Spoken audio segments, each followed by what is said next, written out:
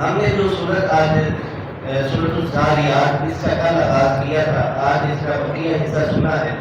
اس میں جو اہم مضامین ہیں قیامت اور جزا و سزا کا بیان ہے، متقین اور مجرموں کا انجام۔ متقین کون لوگ ہیں؟ جو اللہ کا تقوی اختیار کرتے ہیں، یعنی اللہ سے ڈرتے ہیں۔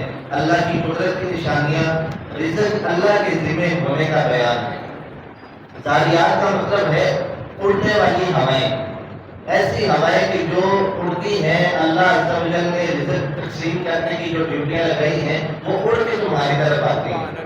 اس میں کسی قسم کی پابندی نہیں ہے، صرف ایک پانی ایسی اللہ کی نعمت ہے کہ جس کے ذریعے اللہ عز و جل زمین کے اندر سینکڑوں کی تعداد میں طرح طرح کے پھل اور سبزیاں ہماری خوراک کے طور پر اگاتا ہے۔ سبحان اللہ۔ آگے ذکر ہے انبیاء کے واقعات سے نصیحت، پھر جو اس میں احکامات ہیں، جن کاموں کا اللہ نے حکم دیا ہے ان کی تعداد ہے 4، اور جن سے منع فرمایا ہے ان کی تعداد ہے 3۔ اللہ عز و جل حکم دیتا ہے اللہ کی عبادت کرنا، اللہ کی طرف رجوع کرنا، نصیحت قبول کرنا، رسول پاک صلی اللہ علیہ وسلم کی اطاعت کرنا، اور جن کاموں سے منع فرمایا اللہ فرماتے ہیں کہ شرک نہ کرو، ہاتھ کو نہ جھٹلاؤ اور رسول کی مخالفت نہ کرو۔ کیوں؟ کیونکہ اس میں پچھلی امتوں کا ذکر کیا، انہوں نے رسولوں کی مخالفت کی تو اللہ نے انہیں اپنے غضب کا، اپنے عذاب کا نشانہ بنایا۔ اس میں جو اہم واقعات ہے، حضرت ابراہیم کے پاس فرشتوں کا آنا، وہ جو 2 فرشتے آئے تھے خوبصورت انسانوں کی شکل میں حضرت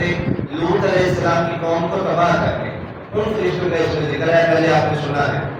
قوم لوط کی ہلاکت، قوم عاد اور ثمود کا انجام، قوم موسیٰ اور فرعون کا واقعہ، یہ تمام واقعات آپ نے پہلے سن رکھے ہیں۔